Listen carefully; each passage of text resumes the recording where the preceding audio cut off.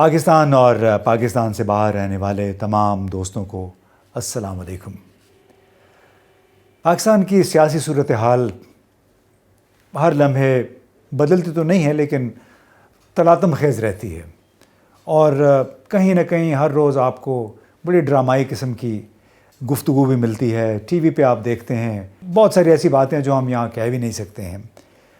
لیکن اس لاہور میں 2 دن ایک کانفرنس ہوئی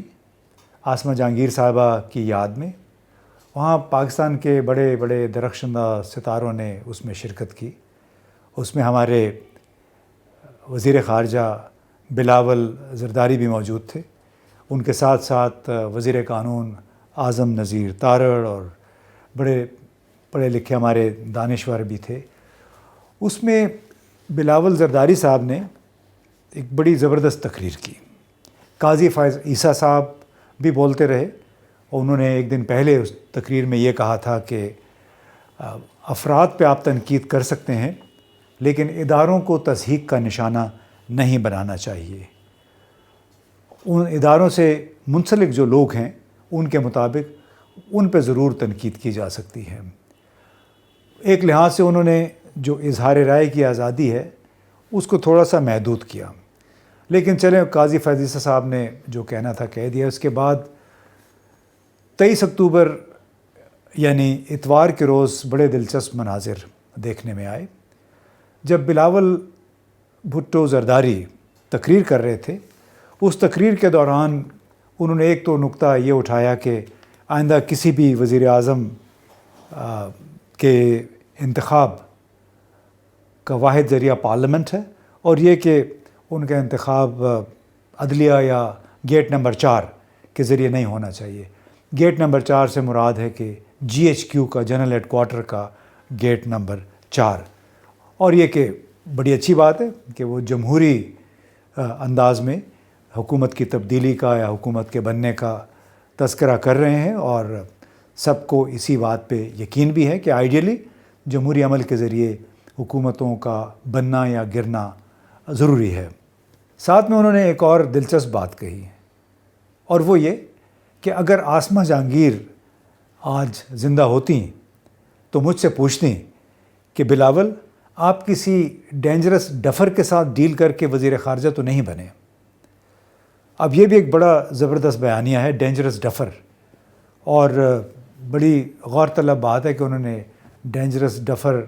کس کو کہا، کس کی طرف اشارہ کیا۔ اب ایک ایسی صورتحال میں جب ان کے ساتھ دائیں بائیں اعظم نذیر تارڑ صاحب اور شاہد خاقان عباسی صاحب سابق وزیر اعظم بھی بیٹھے ہوئے تھے، اچانک نعرے لگنے شروع ہو گئے۔ نعرے MNA علی وزیر، جن کا شمالی وزیرستان سے تعلق ہے، ان کی رہائی کے لیے لگائے گئے۔ تو آئیے ملاحظہ کرتے ہیں کہ ہمارے وزیر خارجہ بلاول بھٹو زرداری نے نعرے لگانے والوں کو مشورہ کیا دیا۔ بھلے آپ باہر جا کے احتجاج کریں جو ان کو رہا کر سکتے ہیں، بھلے آپ باہر جا کے احتجاج کریں جو ان کو رہا کر سکتے ہیں، بھلے آپ باہر جا کے احتجاج کریں جو ان کو رہا کر سکتے ہیں۔ وزیرستان سے تعلق رکھنے والے منظور پشتین نے بھی تقریر کی۔ آپ یہ دیکھ رہے ہیں تقریر، ہم اس کا آڈیو آپ کو نہیں سنائیں گے۔ سوشل میڈیا پہ، ٹویٹر پہ، فیس بک پہ یہ ویڈیو بھی موجود ہے اپنے آڈیو سمیت، لیکن ہم آپ کو یہ آڈیو نہیں سنوا رہے ہیں اپنے اداروں کے احترام میں۔ البتہ اس پہ سوال ایک بہت بڑا اٹھتا ہے کہ منظور پشتین نے جو باتیں کہیں اپنی تقریر میں، وہ کس قدر مختلف تھیں اس ٹویٹ سے جو اعظم سواتی نے کیا، اور جس کے نتیجے میں اعظم سواتی کے بقول ان کو برہنہ کیا گیا، یعنی ان کے کپڑے اتارے گئے دوران تفتیش۔ یعنی ایک 75 سالہ شخص کے ساتھ جو ہوا وہ صرف اس بنیاد پہ تھا کہ اعظم سواتی نے فوج کے سربراہ کے حوالے سے ایک ٹویٹ کیا تھا، لیکن اس سے بہت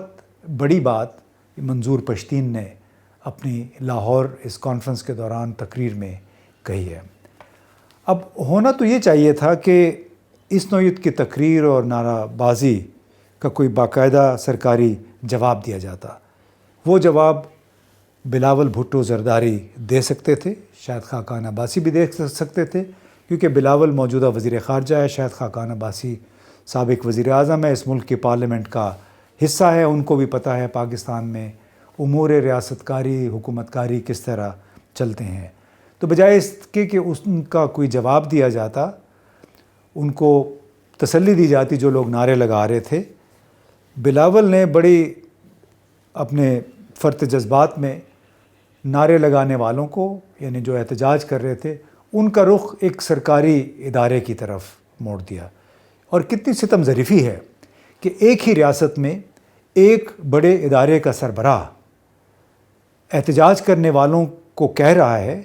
کہ آپ متعلقہ جو مسئلہ ہے جس پہ آپ احتجاج کر رہے ہیں اس کے لیے آپ دوسرے ادارے کا رخ کریں جس ادارے کا گرفتاریوں پہ اور رہائی پہ اختیار ہے.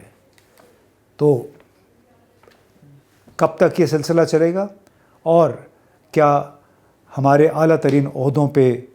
فائز بلاول بھٹو زرداری جیسے لوگ جب اس عہدے پہ فائز ہیں تو کیا اس عہدے کا جو تقدس ہے, اس کا جو تقاضا ہے, وہ فرض بھی ادا کریں گے یا نہیں, یا پھر یوں ہی ملک کے اندر